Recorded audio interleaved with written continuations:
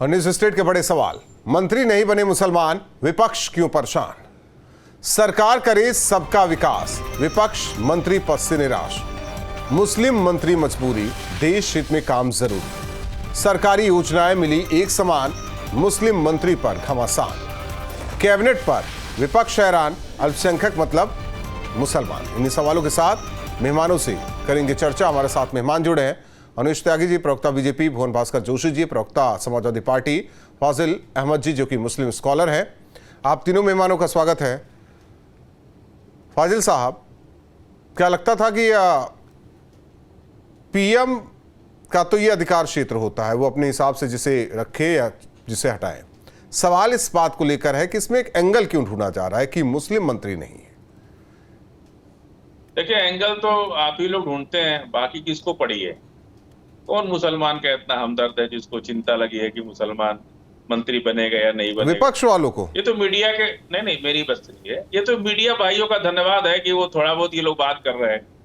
बहुत अच्छा है, आपको बधाई दे रहे हैं हम कि आपसे ये सवाल उठा रहे हैं। नहीं तो कौन उठा रहा है? किसको पड़ी है? मुसलमान एक एमपी, जब जिस पार्टी में एक भी मुसलमान एमपी नहीं है, किसी को टिकट ही नहीं दिया, तो जीत के आएगा नहीं। जब जीत के आएगा नहीं तो मंत्री बनेगा कैसे? सवाल ये नहीं है। और बार बार जब भाजपा के लोग अभी आपकी रिपोर्ट दिखा रहे थे ना, तो पसमंदा की बात करते हैं, तो मैं उनसे पूछता हूं कि हिंदू पसमंदा कि मुसलमान पसमंदा? इस देश में पसमंदा की आबादी तो 87% है ना। तो हिंदू पसमंदा की बात करते हैं कि मुस्लिम पसमंदा की बात करते हैं, ये नहीं बताते ये लोग। हिंदू पसमंदा इस देश में दलित है, आप पिछड़ी जाति के लोग हैं जिनके पास घर बनाने को जमीन नहीं है, जिनके पास रोजगार नहीं है, जो 5 किलो अनाज पे 80 करोड़ लोग जो 5 किलो अनाज पे जिंदा है, वो तो पसमंदा ही ना है। चाहे हिंदू पसमंदा हो, चाहे मुस्लिम पसमंदा हो, चाहे सिख पसमंदा हो, चाहे ईसाई पसमंदा हो। पसमंदा का मतलब है जो सुविधाओं से वंचित है, उसको हम पसमंदा कहते हैं। तो जब ये बात होती है और जब मैं इनसे पूछता हूं कि आप ये नहीं बताते हो कि आप हिंदू पसमंदा के लिए काम करोगे कि मुस्लिम पसमंदा के लिए काम करोगे, या सिख पसमंदा के लिए काम करोगे, या ईसाई पसमंदा? प्रधानमंत्री आवास मिला, उसमें कहाँ देखा गया कि कौन हिंदू है, कौन मुसलमान, हम देखिए, हम आवास की बात कर रहे हैं। जब अनाज बांटा गया तो उसमें नहीं देखा गया कि कौन हिंदू कौन मुसलमान। जब वजीफा बांटा जा रहा है तो उसमें नहीं देखा जा रहा है। जब स्कूल जा रहे बच्चों को कॉपी किताब दी जाती है तो उसमें तो नहीं देखा जाता हिंदू है कि मुसलमान है, सिख है, ईसाई है। भुवन जोशी जी बैठे हैं, ये ग्रामीण अंचल से आते हैं, इनको पता है और ये उर्दू भी बहुत अच्छी बोलते हैं। ये आपको पसमंदा का मतलब बता देंगे। जो सुविधाओं से, सामान्य सुविधाओं से, रोटी कपड़ा मकान से जो वंचित है, उसको हम उर्दू में पसमंदा कहते हैं। तो हम जब सवाल करते हैं कि आप हिंदू पसमंदा के लिए क्यों नहीं सोचते? तो उर्दू में पसमंदा कहते हैं तो हिंदी में भी समझा दीजिए, या इंग्लिश में भी बता दीजिए क्या कहते हैं। नहीं, हम बता रहे हैं कि बीजेपी जो बार बार पसमंदा की बात करती है, तो हम कहते हैं इस देश के पसमंदा की बात करो। मुसलमान, हिंदू, सिख, ईसाई सब अपने आप आ जाएंगे। इस देश का हर पसमंदा को देश की सुख सुविधाओं का उपयोग करने का अधिकार संविधान ने दे रखा है। इस धरती ने जल, जंगल, जमीन सबका अधिकार। नहीं, कई अधिकार तो अलग से भी आप लोगों को मिले हैं, उसमें क्या है? संविधान तो बहुत कुछ देता है, बहुत कुछ कह रहा है संविधान। भुवन भास्कर जोशी जी, आखिर क्यों तलाशा जा रहा है कि मुस्लिम चेहरा नहीं है कैबिनेट में? अल्पसंख्यक मतलब क्या मुसलमान, न ईसाई न सिख? देखिए, मुसलमानों के प्रति भारतीय जनता पार्टी की नफरत और उनको जो रिप्रेजेंटेशन ना देना है, वो औरों को आश्चर्य होगा, हमें कोई आश्चर्य नहीं है।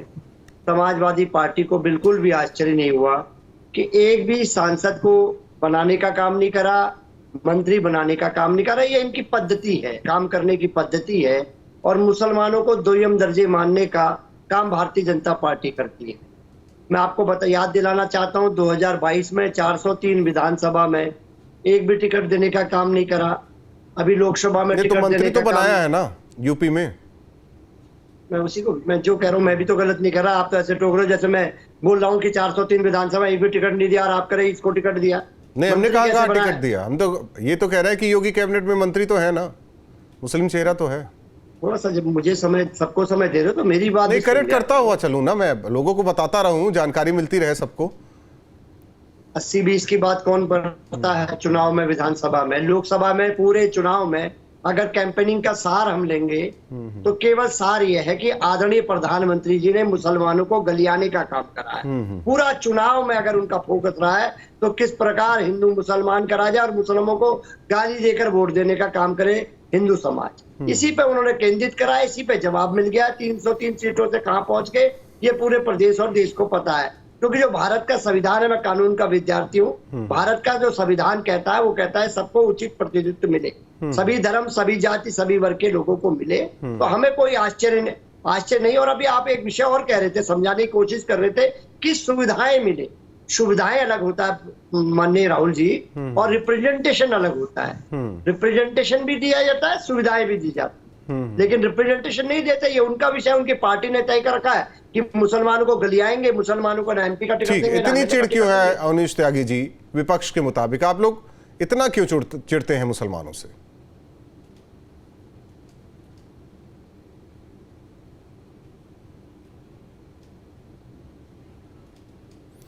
कनेक्ट होंगे आपसे अवनीश जी, आवाज नहीं आ रही है। फाजिल अहमद साहब, सवाल इस बात को लेकर है कि बीजेपी को क्यों कहा जाता है कि वो मुसलमानों की दुश्मन है? भेदभाव तो नहीं किया गया अभी तक जो देखा गया। नहीं, इतना बड़ा भेदभाव हुआ। चुनाव में कहा गया कि मुसलमान आपका मंगलसूत्र बेच देंगे।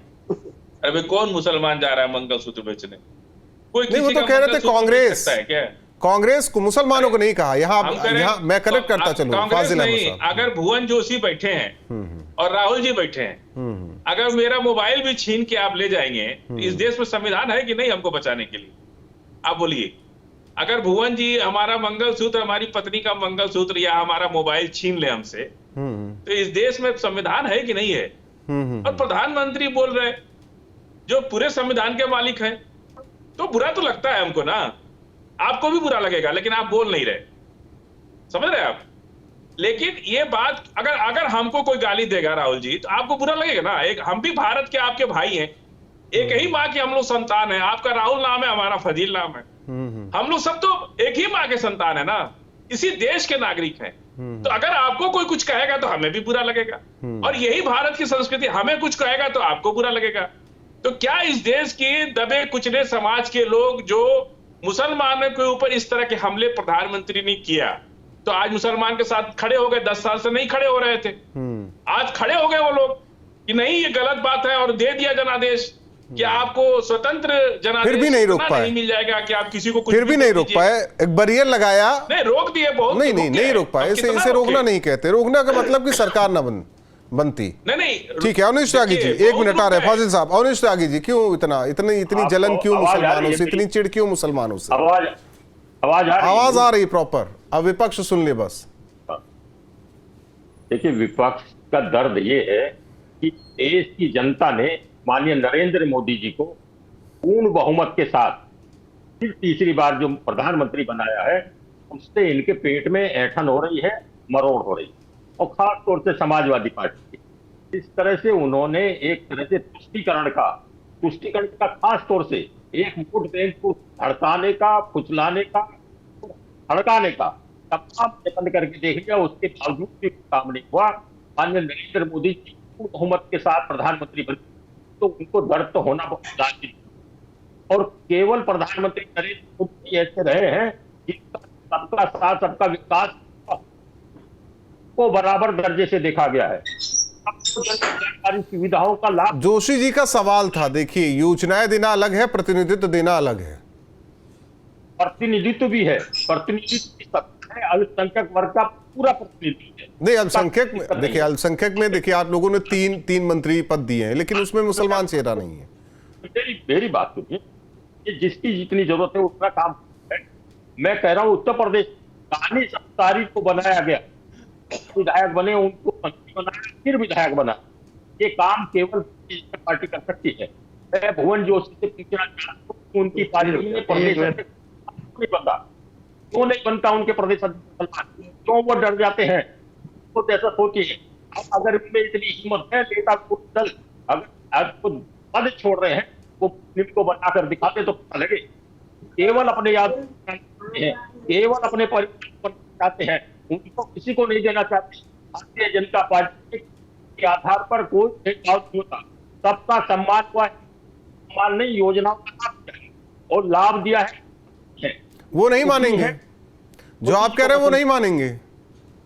उनको मानने से कोई फर्क पड़ता, जनता मानती, वो क्यों नहीं मानेंगे कि उनके सारे बंदे फेल हो गए, उनके सारे जो तुष्टि करे दावे उन्होंने हत्या बनाए, सारे जोड़ तोड़ के, सारे भड़काने के काम नहीं हो पाए, काम उनका नहीं हो रहा है।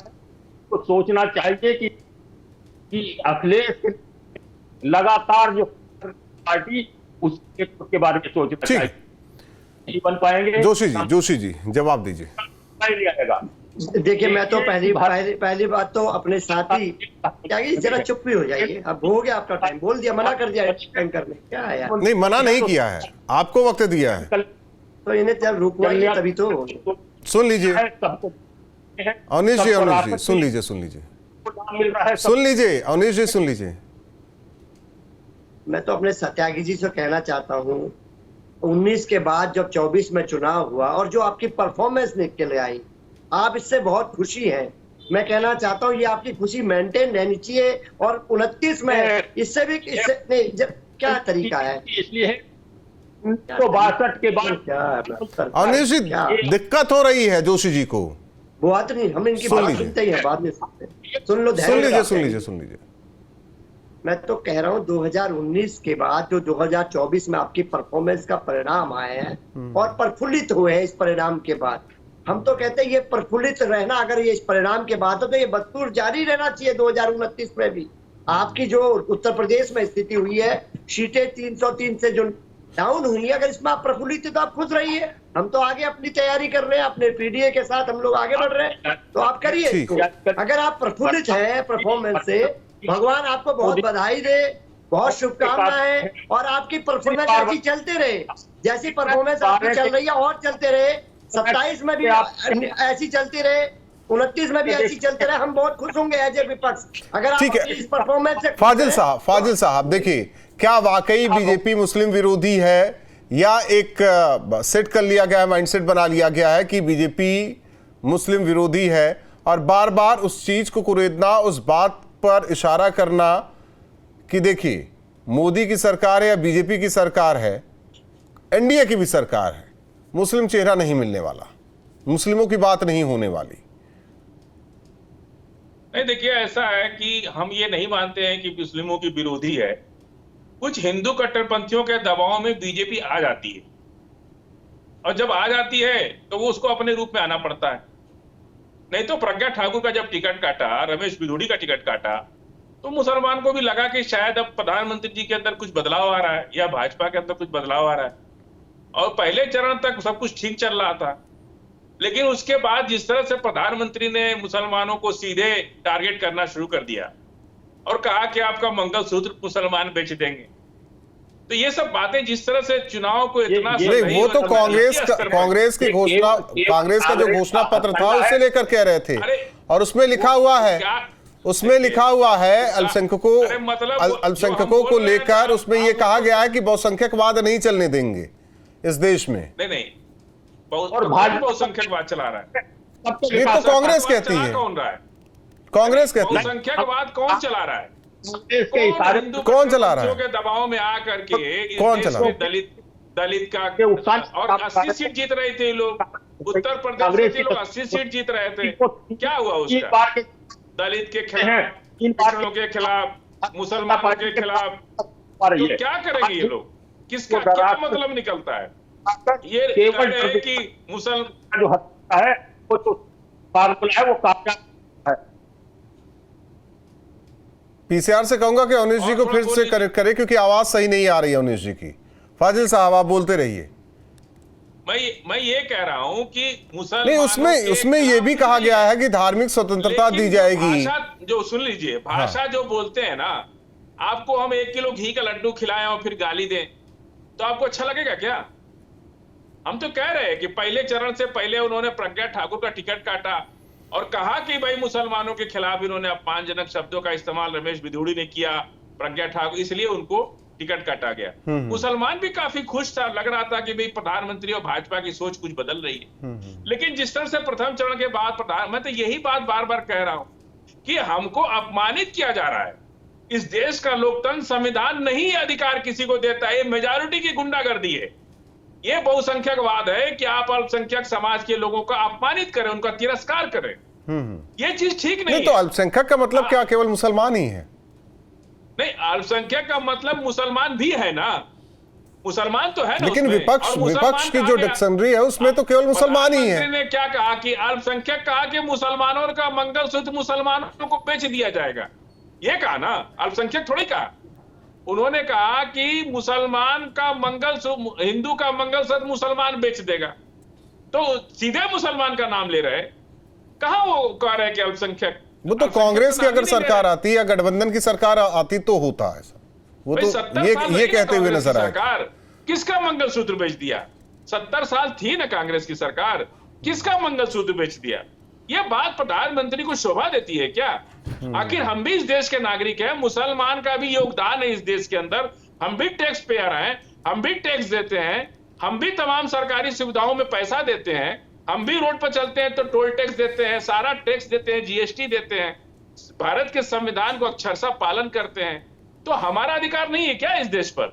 नहीं, उसमें उनका ये भी कहना था कि धार्मिक स्वतंत्रता भी दी जाएगी, एफआईआर लार्ज होना चाहिए था, लेकिन नहीं हुआ इस देश के अंदर। अच्छा। तो ये बात हम लोग को चुभती है कि कोई भी कुछ बोल देता है। वो हिंदू कट्टरपंथियों के दबाव में आकर के, कुछ 2-4% लोगों के दबाव में आकर के प्रधानमंत्री और भाजपा विचलित हो जाती है।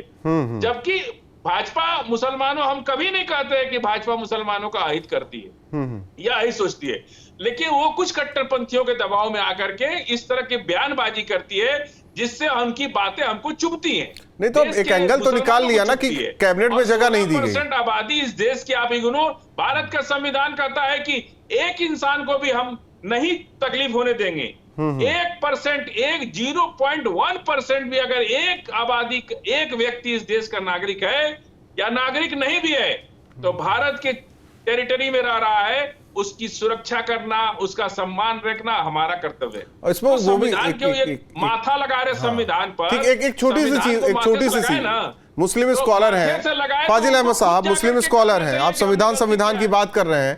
इसी घोषणा पत्र में कांग्रेस ने कहा कि व्यक्तिगत कानून की स्वतंत्रता भी होगी सरकार अगर बनती है तो। ये मतलब इसका तात्पर्य नहीं समझ पाया। स्वतंत्रता नहीं है व्यक्तिगत कानून, आप अपना घर नहीं खरीद सकते, यही ना व्यक्तिगत स्वतंत्रता है भाई, यही है व्यक्तिगत कानून। व्यक्तिगत कानून क्या होता है? व्यक्तिगत कानून बताइए। व्यक्तिगत स्वतंत्रता अलग चीज, व्यक्तिगत कानून इसे कहते हैं क्या? व्यक्तिगत कानून जो निजी कानून बनते हैं, आप क्या समझते एक व्यक्तिवादी कानून। कांग्रेस जिस तरह तो कांग्रेस के अगर आज कोई प्रवक्ता होता तो समझ लेते हैं। सोच रही है कांग्रेस की नीति पर जिस तरह से बंटवारा देश का हुआ, अगर हमारे कोई घर खरीदना चाहे तो उसमें सरकार नहीं आ सकती, कानून उसको इजाजत देता है, उसको अधिकार देता है संपत्ति खरीदने का। केवल एक डर दिखाकर वोट बैंक की राजनीति करने वालों को जनता नकार रही है, बार बार नकार रही है। और ये तमाशा दिया है, सदियों से शुरू हो रहा था, पर अब जब नरेंद्र मोदी जी ने सत्ता संभाली है, ये तमाशा चलने वाला नहीं है। भाजपा तो 233 है, वो तो बहुमत से बहुत दूर है भाजपा। आप बिल्कुल चिंता न करिए, आप क्या है अपने बात है तो सरकार में ना, 233 आप कहाँ है? फाजिल साहब सरकार में तो है ना, आपकी क्या स्थिति है? आपके पास क्या हालत है? कांग्रेस के पास खास तौर से देखिए कि किस तरह से वो 3 चुनावों में अभी भारतीय जनता पार्टी के वहां तक नहीं पहुंच पा रही। भारतीय जनता यानी कि फाजिल अहमद साहब जो आपने कहा बीजेपी नहीं चिढ़ती, आप लोग चिढ़ते हैं बीजेपी से। आपने कह दिया ना कि जब चाहे तब हम वापस ले सकते हैं।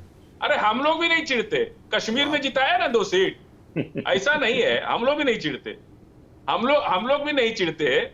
शाहनवाज हुसैन को नहीं जिताते थे, जिताते थे ना मुसलमान। अरे टिकट देंगे तब ना कोई जीतेगा, ये तो प्रतिनिधित्व ही नहीं देते। आप चिंता ना करिए, मंत्री की बात जो आपने टिकट दे रहे हैं, जो आपको धोखे में रख रहे हैं और जिनकी भाषा आप बोल रहे हैं, उन भाषा ने देश का नाश करा है, समाज का नाश करा है, देश को बर्बादी के कगार पर पहुंचाने लगे। आज जब पिछले 2014 से जब माननीय नरेंद्र मोदी जी ने देश की सत्ता संभाली। ठीक है, आप तीनों मेहमानों का बहुत बहुत धन्यवाद हमारे साथ दो टूक में जुड़ने के लिए। जाहिर तौर पर मोदी मंत्रिमंडल में एक भी मुस्लिम चेहरा नहीं, इसे लेकर विपक्ष सवाल उठाता है और कहता है कि आखिर ऐसा क्यों नहीं। लेकिन वहीं अल्पसंख्यकों की बात की जाए तो तीन ऐसे चेहरे जो अल्पसंख्यक वर्ग से आते हैं, लेकिन विपक्ष को केवल मुसलमान से ही मतलब है। आकलन जरूर कीजिए कि आखिर विपक्ष बार बार बीजेपी और मुस्लिम की बात